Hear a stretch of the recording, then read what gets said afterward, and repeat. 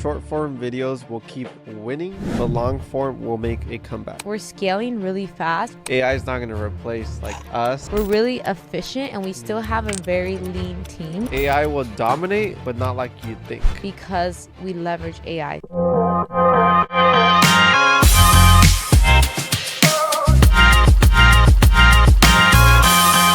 Today's video, we're going to go over our 2025 marketing predictions. And to kick it off, number one is AI will dominate, but not like you think. Ew. So essentially, AI won't replace marketers, but marketers who know how to use AI will replace those who don't. So even in our business, we're using, tons and tons of GPTs for ad copy, headlines, emails, all of that. So even us, we're becoming a lot more efficient with AI. So AI is not going to replace like us or like our team, but they're going to work a lot more efficiently because of AI. Yeah, and I think one of our goals was to always stay a strong, lean team. Yeah. And now because of the power of AI, we're able to do that. So we have X amount of employees, and then we have like 10 plus AI employees. It's funny so can because you talk more about it? Because I know you casually say we have all these custom GPTs, but whenever we talk to someone about this in person, their mind is blown or they think it's amazing. So tell us more about the custom GPTs, how we leverage AI in our marketing agency, because I think this is huge advantage that we have. Like, we're scaling really fast, we're really efficient, and we still have a very lean team because we leverage AI so much. It's funny because we use Notion a lot, right, for our business. We have a page called AI employees, and it's basically all our GPTs in there, all the instructions, everything we use to train it. So the way we leverage GPTs, and one of my goals for the next few months really want to do is basically like orchestrate all these GPTs together where basically like if a new hire comes in, not a new hire, a new client comes in and we have their onboarding form, we can use that to create like a whole marketing plan for them. But the way we use GPTs is a lot of it is for copywriting. Is super powerful when it comes to AI because we train them with all the best copy from the best marketers in the world, the best books in the world, the way we like to write copy. So copy is important, even using it to analyze data. And basically we feed the data to the AI and then we tell it to give us, some strategies, some, ideas. We use it for video scripts. We have a video edit script GPT. It's funny because we have two of them. One of them is like a general, like a general, you have your hook, your body, your call to action. And then we have one that's a little bit more creative, where this one's like, all right, you write video scripts, but you make them more bold. You add some humor. You're more creative. So we even have different GPTs. So then think about this. It's basically like having a video copywriter. One person is more generic and this other person is more creative and a little bit more bold. And there's times where we just got to do the generic, and there's times where we want to be bold. We want to launch his ad. We want to go hard. I like the more bold one. Yeah. Like it's pretty good. It's pretty good. Yeah. And think about it like this for people that I think sometimes people don't understand when you say you have custom GPTs. Like ChatGPT is general, right? What Ralph does is let's just say he wants the best Facebook ad copywriter in the world. He'll find the best material, right? Books, other great copy, and he'll feed all that data into this custom GPT so that he trains it to the data that you would like, that we would like. And now we have a GPT that specializes in Facebook ad copy. So now when our media buyer is going to go launch an ad, they're able to leverage that custom GPT. And obviously we don't just like take that and copy and paste. We'll do some iterations to it. But man, that saves them hours. And that's just one GPT. We have video scripting and email marketing GPT. And it's, imagine you had to hire each of these roles. Oh, it saves so much time. Imagine someone had to sit there, because even when we add copy for our ads, we add 5 different variations of 5 different headlines. Yeah. So Meta can optimize, right? Imagine having to sit there and write 5 different variations of headlines, 5 different variations of ad copy, Yeah. where we can get it in seconds because of our GPTs, which is Yeah. really cool. And it has like the best practices. It's really good. It's trained, and we're always continuously training it to improve them, feeding it with better data. Yeah. So that part's pretty cool. Especially for marketing agencies, if you are looking to scale quickly like we did, you have to be leveraging AI. Even some of the employees that work with us are like, man, I love working with you here because things move so fast and we're so efficient. We have all these GPTs. We leverage AI a lot, leverage a lot of automations. We have the best systems. And that's how we're able to scale and, you know, really provide the service that we do. Yeah. And there's a lot of cool different use cases. Like, you know, there's a software called 𝗪𝗁, and they do reporting, like marketing reports, custom marketing reports. And they have a pretty cool feature where they basically have AI that analyzes your data and gives you a little summary of what it is. So when you present it to clients, you know, it summarizes the data for you. Yeah. They have a cool feature too, because I just got a demo the other day where they have an AI avatar that goes through the dashboards and everything, and you can send that to a client and it sounds like someone going through, that's crazy, you know, the marketing reports. So even that can save account managers hours. I told them on the calls like, hey, you know what would be cooler if you could upload someone's voice so like it sounds like one of our account managers going through it. Well, you've done that before where you've trained AI on your voice, and it literally sounds like you. Yeah. So, I mean, and the great thing about you is you're genuinely interested. You love tech, you love marketing, you love systems. So even outside of work, you're always like leveraging AI and looking into new tools. So it's kind of crazy. I remember you had AI that you did on your voice and you had it read your manifesto, remember? And it was really spot on. So that'd be really cool if we can have a AI that has the same voice as our account manager reading through something. That'd be crazy. Super cool. That's probably coming up. And I think there's a lot of other cool use cases, but we might save that whole AI. Yeah, I think we should do a whole podcast on AI. Other really cool things are, you know, I think in the future we're going to start seeing a lot more AI avatars for video ads. Coca-Cola made a whole AI generated ad. You know, it was all generated with AI. So, you know, Mid-Journey for ad creatives, I think that's going to be a lot bigger in the future. Especially when you get to the point where you can't really tell if it's AI. It's getting close. It's getting close. And then there's like other things you could, like Opus Clip, you can use for, you know, repurposing content for your podcast and all that stuff. Yeah, so you can put And then there's other really cool stuff where I think in the future, like AI looms type of thing where, you know, maybe it's an AI that goes through each person's, you know, website and sends them a personalized loom, stuff like that, personalized emails. I think we'll start seeing a lot more of that in the future. That's going to be awesome. Yeah.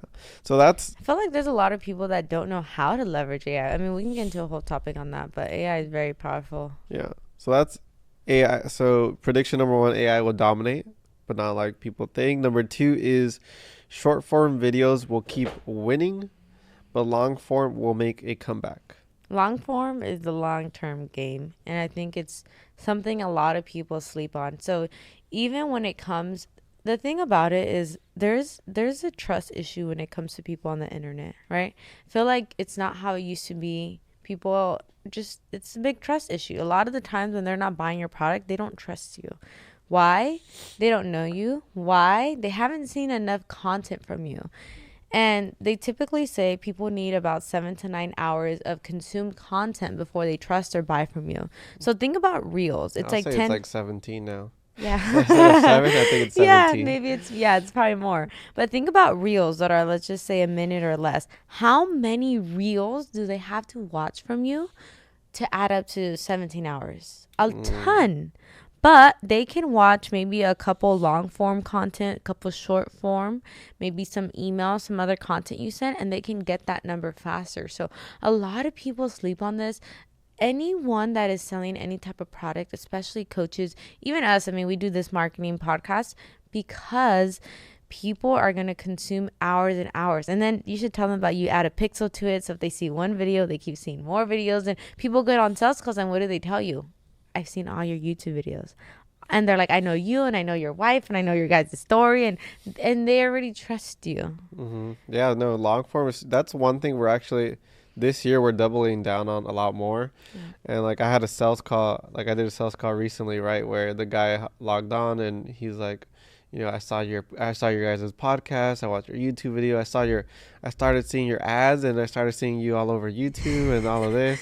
But yeah, after someone sees one of your videos on YouTube, then they start showing up, you know, your video starts showing up more and more. So long form is really, really powerful, especially because they start building a real relationship with you, kind of, in a way, the more they watch your videos. And a lot of, generally, I would say people that run businesses are on YouTube. The audience that you attract on YouTube is also very powerful. It might be harder to get subscribers or to get views on YouTube, but the quality is so much better than something like TikTok. Yeah, and the shift I started seeing recently is YouTube basically changed their algorithm where they're showing a lot of more, you know, smaller accounts on like the homepage. And so I started noticing that. And the other thing I noticed was 𝗖𝗪 𝗪𝗁, which is like another big like online marketer, right? He started an agency. Now he has like millions of subscribers on YouTube. His offer now, at first it was teaching people how to build an agency. Yeah. Now he's teaching people how to build a personal brand and post like long form content. Ravi's doing that and too. And then Rafael 𝗪𝗶𝘁, who's also like another online marketer, he was teaching people how to scale their business with systems. Yeah. And then now he's teaching people how to create long form YouTube content. Yeah. And the thing about YouTube content is it's tough because it's a long-term reward. Like if you have no subscribers, no followers, unless you already have followers from another platform, but let's just say you're starting from scratch and you upload a video, you're probably not going to get thousands of views unless, you know, you got super lucky. And people are used to that instant gratification versus on TikTok. I remember when TikTok first started, I posted a video, I got like thousands of views. And I'm like, oh my God, this is crazy. And that's why TikTok became so addicting. But YouTube, it's a long-term play. Yeah. What's cool about YouTube too, though, is you can post a video and like 3 years ago, it's probably still getting views today. Versus a TikTok or Reel, like people are not going to be like scrolling. Yeah, it gets posted once and it doesn't really get shown much anymore. I'm like motivating myself to get back on. I think we're very, very bullish. I'm very, very bullish on YouTube posting at least like 1 to 2 new. And then now we have the podcast. Yeah. And it's great because you should also, I think it's important to diversify the content. Like there's content that you post that is very, very informative. Like you share your screen, how to set up this and go high level, or how to launch ads from scratch. And that's great because it's like a step by step. But also there's times where I'm in the car and I want to learn more about marketing. And I'm not like watching a step by step, but I have an hour or 2 hour long car ride. We do this all the time. We'll listen to a podcast. We'll listen to a YouTube video, something similar to this. So you can't also just post like those super short, informative, like screen share. I think those are awesome. Yeah. But there's also a time where you want to learn and you're driving. You can't really be on your screen as well. So even with long forms, we actually recently started going to a new church. Yeah. And the reason why we started going to that church is because you found the podcast online, and that's kind of how we learned about the church. Yeah. Through their podcast. Yeah, we did. And I was like, wow, she's amazing. And she has a church. And then what did we do before we went to that church? We watched a couple episodes, and we watched her and her husband, and I was like, wow, like that's awesome. That's so cool that they work together, like we work together, and they have a church. They seem like great people. We went that day to church already knowing a lot about them, feeling like we're connected to them, feeling like we had things in common. It would have maybe been different if I just saw a story. Maybe I would have went to it and be like, who runs this place? But man, I went into the church that first day. I knew their story. I knew why they named it that name, all because I found her podcast. Yeah, which is pretty cool. Yeah, really, really cool. And not only that, oceans. even with long form, you can use something like 𝗖cie HIH 𝗪𝗶𝘁, which we're doing, and post that on on on your Instagram and TikTok. Even with these podcast episodes, I think someone said, "Oh, I'm liking this content more," or something like that. And it's like our short form podcast clips. So that's number 2. Number 3 is, if you like this episode, don't forget to like and subscribe. And if you're a business owner or content creator looking to grow, then work with our marketing agency. You can use a link below or go to greatmarketing.ai.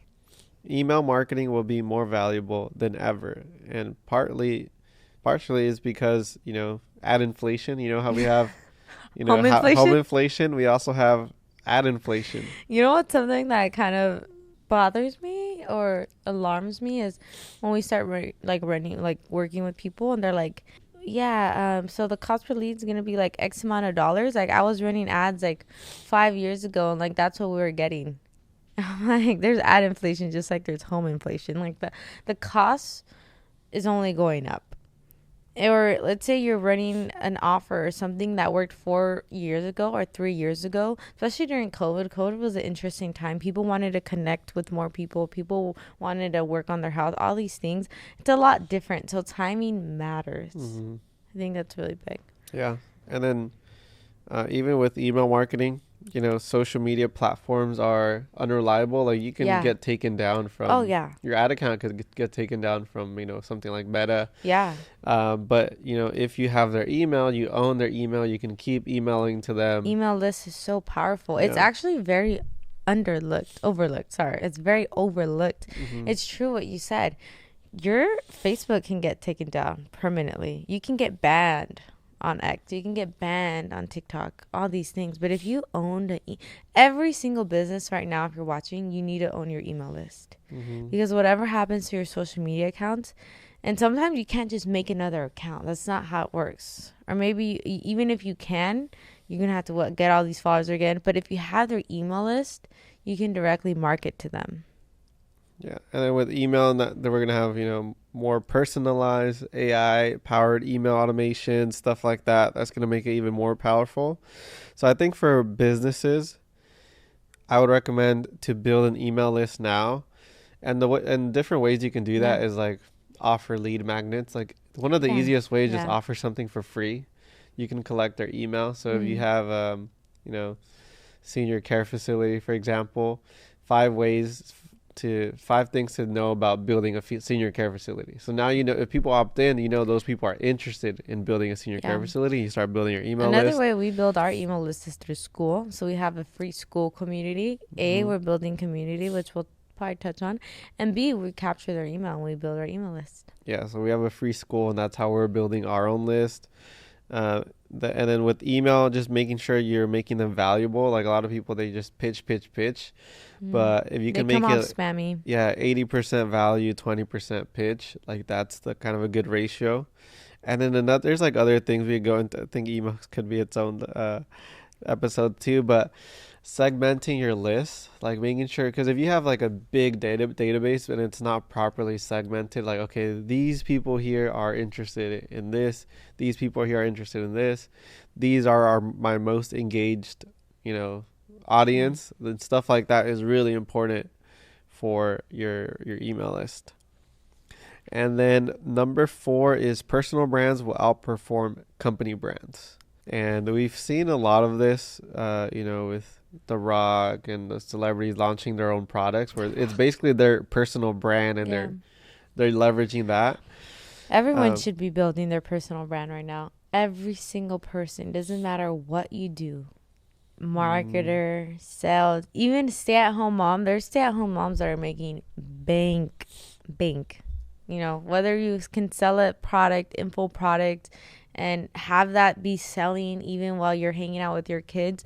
Or you can, there's moms on TikTok that just show your morning routine and they get all these sponsorships, but they're building their brand as a mompreneur or as a stay-at-home mom, whatever. You got a few little free stuff from TikTok. Yeah, I got some stuff set on TikTok. But I wouldn't say I'm like a mom I'm not like a mom influencer. I focus more on a little bit more on business side. But whatever it is, even if you're whatever you do, whether you're a photographer, a videographer, marketer, start building your brand, whatever your profession is.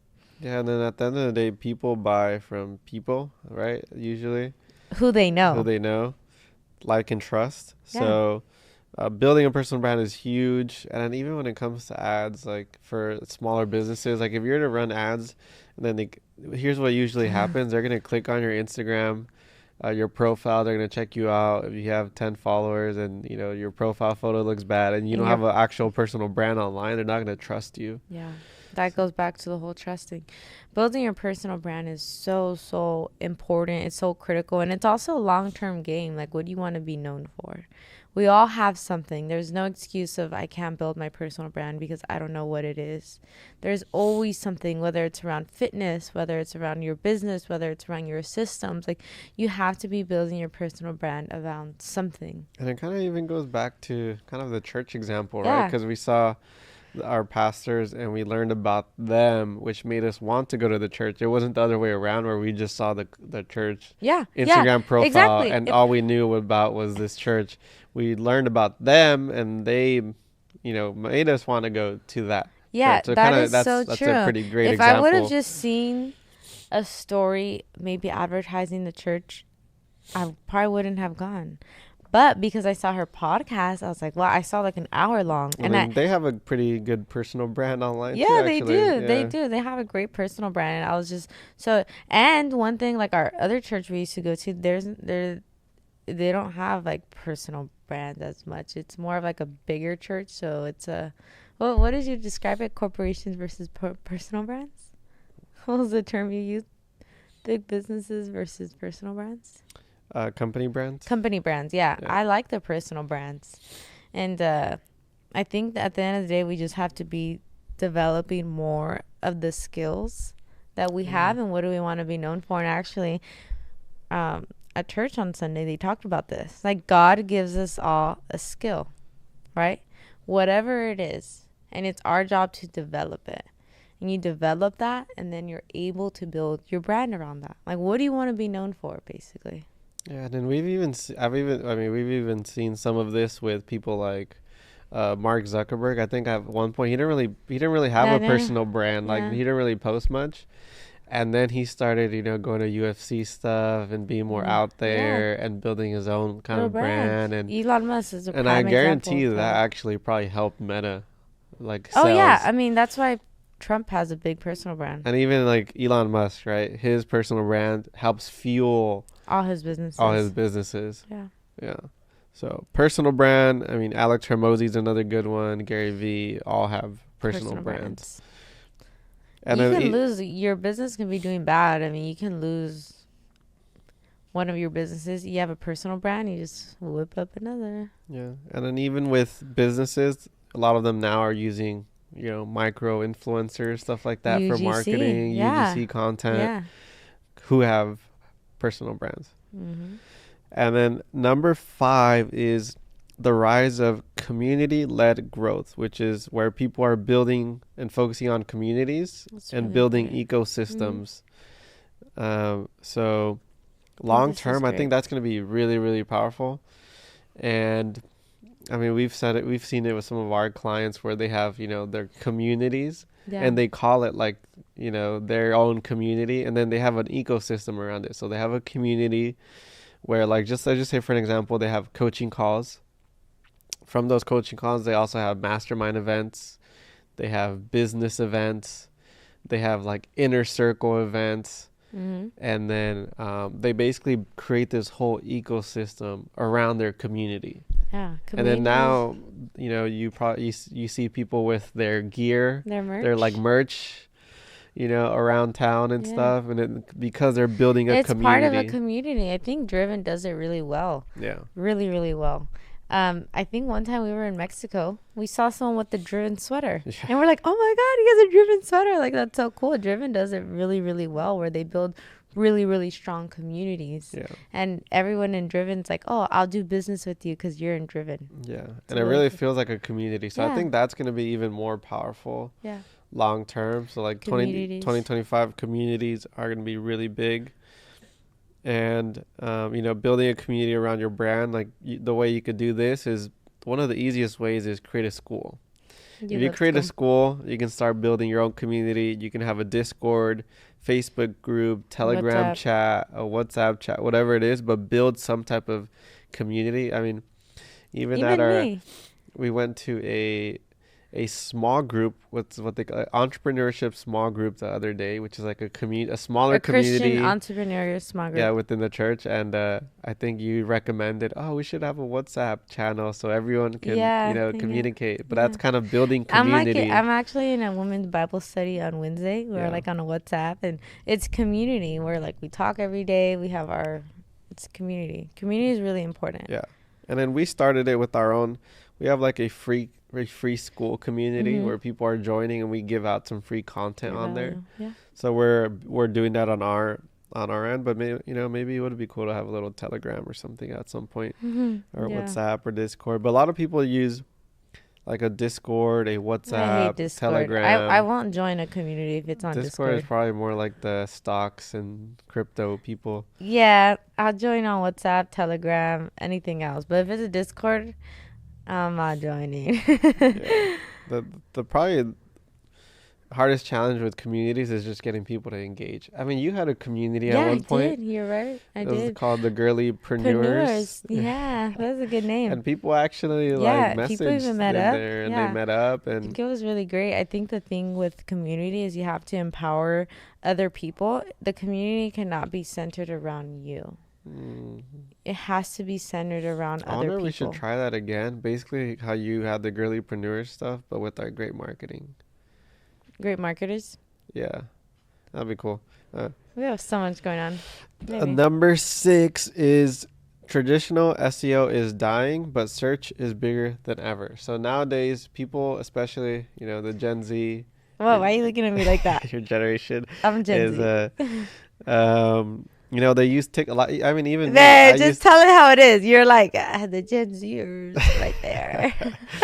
I mean, even me, like I use TikTok. If I need to learn how to do something and I want to watch it in 10 to 15 second video, I go to TikTok. It's efficient. Yeah, it's very efficient. Like the other day, you're like, I want some egg bites. And I'm like, how to make egg bites. On TikTok. Yeah. Which is like where you learned all your amazing cooking skills, which is TikTok. Yeah. For example, it's so dumb, but stainless steel pans. You don't know because you don't cook, but they burn. Like if you don't put the right temperature, like your rice will stick. It'll stain the stainless steel. Don't put the right temperature. And I just looked up like how to cook with the stainless steel pan. You have to preheat it like a couple minutes, and then you take a splash of water and go like this. And if the water beads bounce, then it's ready. Wow. Then you put your food in, nothing sticks. Life hack. And I learned that in like 15 seconds on TikTok. And your mom came over, and I was telling her how I'm into. You're like, oh, mom, she's like so great at cooking now. Like she's doing great. And I was telling your mom, I was like, yeah, like I told her what I learned, and she was so happy. She like gave me a high five. And look, now I can keep up with the experts like her. And I just looked up a 10 to 15 second TikTok. That's a great testament to how people are using TikTok. So like most people aren't going to Google now. They're going to TikTok. Not Googling it. They're going to send me through a whole thing, and I don't have time. Or ChatGPT. I think the most common ones are probably like TikTok and ChatGPT. I always ChatGPT unless I need to see a video. Yeah. But I know ChatGPT one day. It would be cool one day if you ChatGPT and it gives you a video. That'd be perfect. Watch. Yeah. That'd be ideal. So, YouTube is also really important. YouTube is a really good one. So people are searching on TikTok, YouTube, Instagram sometimes. Man, even if I would never, but if I had to put like how to change a tire, I would TikTok it. And even the other thing, going back to YouTube, it's a lot faster to rank on SEO with YouTube. So if you create a video, which is how to cook egg bites. For example, you rank on Google for something with Go High Level. If you look at Rafael Go High Level, video, you show up. But it's so much easier to rank on if you're posting YouTube videos and you use like SEO keywords, which is like how to this. So if someone searches it on Google, because YouTube is owned by Google, if you look up how to do this, you might show up on Google as well. So it's kind of cool. I do think it's great to be omnipresent, but there's so much power, again, with being searchable on YouTube. Even you, sometimes when you post content, you're like, what do you think about this title? I'm like, no, it's better to like how to or something like that. So that's better when people search. And then our 7th prediction is that webinars will become a lot more popular in 2025. Yeah, they already have. Yeah, they already have, but there's a kind of a shift, especially in marketing, where, there's one thing that's popular, and then, for example, webinars were very popular at one point, like very, very popular, and then they like were not so popular. And I think right now they're like becoming a lot more popular again, Yeah. especially more recently. And Like I feel like there was a time where events were hot too, yeah, super hot. and I think right now They're kind events, like live events, are kind of like of dropping down. yeah. And even with like 𝗖𝗫 He's doing he's webinars, doing a 5 event like virtual virtual thing. And I'm seeing a lot of like 3-day challenge, 3-day events, challenges, challenges, things like stuff like that. But I think webinars are going to be a lot bigger in 2025. And even for us, we're doing a lot of webinars for our clients. We had one client, he had a webinar. He got like 3 sales from it or something like Yeah, that, he or made more. like they made over what like And I think they barely spent 30K. much on I think they spent ad maybe like spend for 1K that. on ads. They made 30K, Something like that. Yeah, and right. they sat through like an hour webinar. Yeah, so webinars are super powerful. And even when I spoke to them, they're like, "Oh, like how are you liking, the leads from the webinar?" They're like, "Oh, I like it so much more. Like they They're come more in, they're warm. already so warm. They understand everything." So webinars are super powerful. Yeah, I think, and it's great because you get to sell one to many. Yeah. And people see other people on the call. People are asking questions. You're adding scarcity. Yeah. I think webinars are really powerful. And then another little tip for webinars, just a quick little tip, is if you have a 10K product, instead of trying to sell on the webinar, like at the end, send them to book a call. Yeah. Try that out, see how that goes. We've tested it. We've tested it. A lot of people, like a lot of our bigger clients, they wouldn't sit through a webinar. So You have that's to kinda, know your That's kind of ICP. knowing your ICP and your audience. Yeah. Because even me, I wanted to buy this one product from this person, and it was a 3-day webinar. I'm like, I'm not showing up to a 3-day webinar. Like, that's way too much time. I just wanted to buy the product. I wish it was a 30-minute thing where I can learn more about it and she can sell me on it. But actually, like, she did the opposite of sell me. It was just too dragged on. Yeah. So I also feel like you have to understand your ICP. However, if you're selling something where it's like a one-time offer, or you have a different like audience that maybe has more time or wants to learn more, and it's a new thing that you kind of have to teach them and warm them up to, I think it's great. But this goes back to knowing your audience, knowing your offer, and who you're talking to. Because like our client, like Neil Patel is not going to watch a webinar from us and buy. Albert's not going to buy a webinar of ours. So, but it works, but you have to know your ICP. You have to know your audience. Yeah, that's a good point. So those are our 7 2025 marketing predictions. So if you like this video, make sure to like, subscribe, and check out our other podcasts on the Great Marketing Podcast. Don't forget to follow us on social media. We post every single day. We also post a lot of behind the scenes of our story, client results, and things like that. So we'll also link our social profiles down below. Yeah, and if you want to apply to work with us, go to greatmarketing.ai.